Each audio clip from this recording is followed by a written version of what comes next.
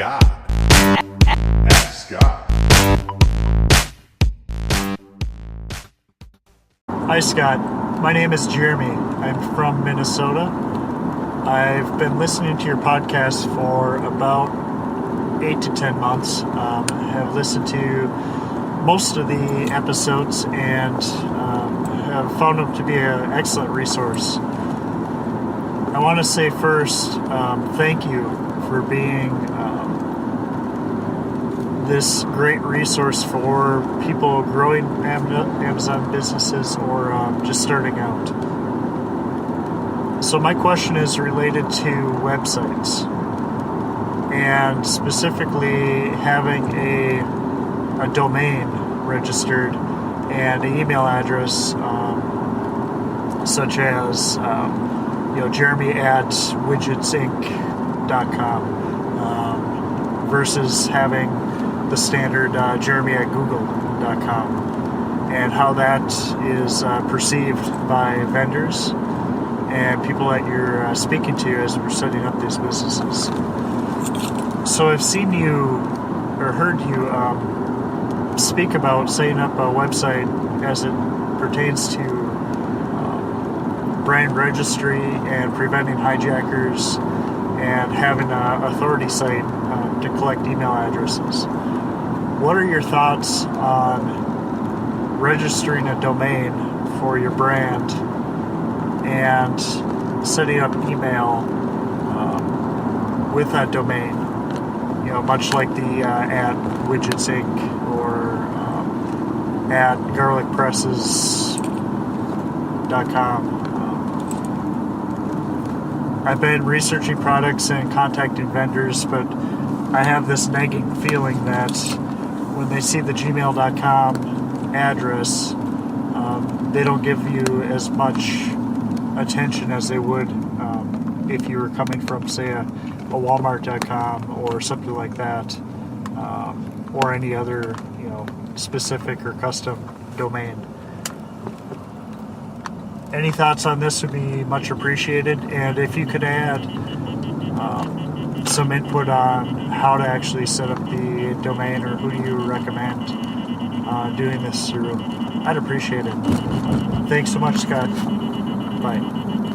Hey, Jeremy, thank you so much for the question, and it's a good question. Now, some people that are just starting, whether you're just starting to do product research or any of that stuff, I wouldn't clutter my mind with any of this stuff yet, okay? But moving forward, as you figure out that you are going to build a brand around this particular product or product line, then I think it's a great idea. And I think before you even pick your brand name, you should make sure that the domain name is available. You can go to GoDaddy.com. I think Bluehost has their own as well.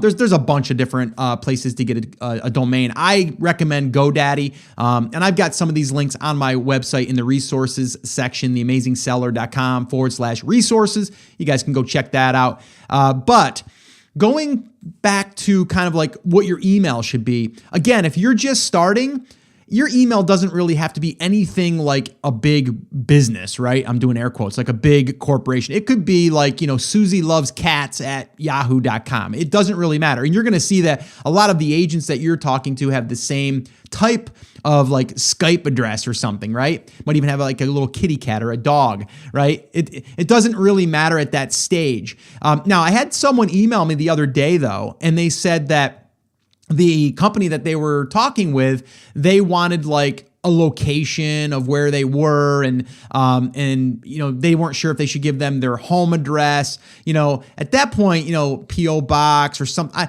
I don't even think it matters if it's your home address, because they just want an address to see where it's going. But if they gave you a problem with that, I've never had a problem with that, and I don't know anyone that I've talked to or even coached in this part of the phase if there's ever been a problem. Anyway, that's a little off topic, because what I want you guys to understand is like when you're getting those quotes and stuff, there's really no big deal in it as far as like having to look like you're a major company.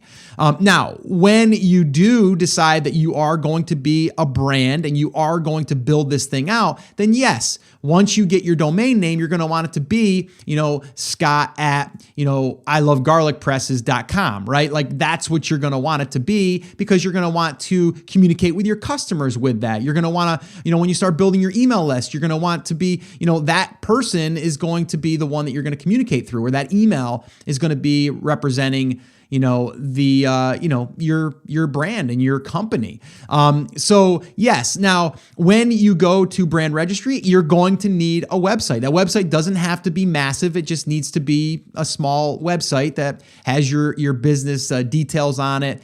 We actually did an episode on ungating, which also talked about brand registry. That episode, and I'll put it in the show notes as well. That episode was, I'm trying to find it here, guys. Hang with me. Okay, that was episode 212, the simple process for getting ungated to sell your product on Amazon. We did that with Chris Schaefer. We also talk about brand registry and stuff there too. Kind of goes hand in hand, because in order to get ungated, you have to be brand registered, or you have to at least have the pieces in place to prove that you're a business. And there's a few things that you need to do there. So definitely, I think it's important to have your own domain, even if you just take that domain and then in the beginning point it to your Amazon listing, and you can do that right through GoDaddy. But I wouldn't overcomplicate it in the beginning, especially if you're just in the product research stage or if you're just sourcing. I wouldn't really worry too much about it. But I would say, as soon as you do know that you're going to have a brand, you're going to want to get that domain name. You're going to want to make sure that that's available, because that is going to be important moving down the line, because that is going to show your business, right? That's going to be your business outside of any other channels that you're on, and also in the communications, you want that to match your website. So, and the other thing I would say too is make sure too you do a little bit of research to make sure that there's no trademark on the name that you're using. You can easily do this on a trademark search. You can do that. You can hire someone pretty inexpensively. I think you can even go to LegalZoom, I believe, and they'll do a trademark search for you. But one of the ways that I've always kind of done it, where I just wanted to make sure that I wasn't infringing, is I would just type in, like, let's say for example, I was going after a certain name. I love garlic presses. I know that's kind of silly, but let's just go with it. I love garlic presses, right? And I would go, before I would even go look on GoDaddy, and I would go and type in that domain name. I love, garlicpresses.com. And I'd see if there was anything coming up. And I would see if there was like a major brand that was already, using that. And then you go over to GoDaddy, and then you can kind of reverse it back from there. Now, just because you do that and you don't see something doesn't mean that there's not something trademarked either. It's just something I've done. And a little short story here, going way back in internet years, probably about 8 years ago, I did have a website that I had already built, and it was in the photography space, and I didn't even realize it, but I was infringing on a trademark. And I had the thing built for like a year. I was already getting a lot of momentum. I was already generating revenue, a pretty significant amount of revenue, and I had to change everything. So it was a big pain in the butt. So I do trademark most things now that I believe I'm going to grow. So if that is something that you're going to grow, I would trademark it as well. So just a little side note there for you. All right. So hopefully that answered your question. And it is pretty important. And I would do that as soon as you know exactly what you're going to be, using the brand for, and if it's something that you're going to be building out. Well, hey there. Thank you so much for listening to that episode of Ask Scott. Now, that was just a highlight from one of our full episodes where I generally answer 3 to 4 questions on a podcast. If you want to go back and listen to all of the past archives of not just the Ask Scott session, but all of the full episodes where I do interviews with top Amazon sellers, people starting from scratch and building a business, if you want to listen to any of those episodes, head over to theamazingseller.com and you can find all of that over there. You can also find details there on how you can ask your own question and get it aired on an upcoming Ask Scott session, and possibly see it here on YouTube or just on the podcast. All right, so definitely head over to theamazingseller.com. There's tons of of resources over there for you to be able to build your e-commerce and Amazon business. So definitely go check that out. Now, I just wanted to remind you one thing before I let you go. There's a lot of information out there, and some of it is really, really good. What I want you to remember is you have to not just consume the information, you have to actually apply that information. So take this information that you learned here today and apply it to your business, and this way here you can get results. As my shirt says, I wear it almost daily. Take action. We'll see you guys.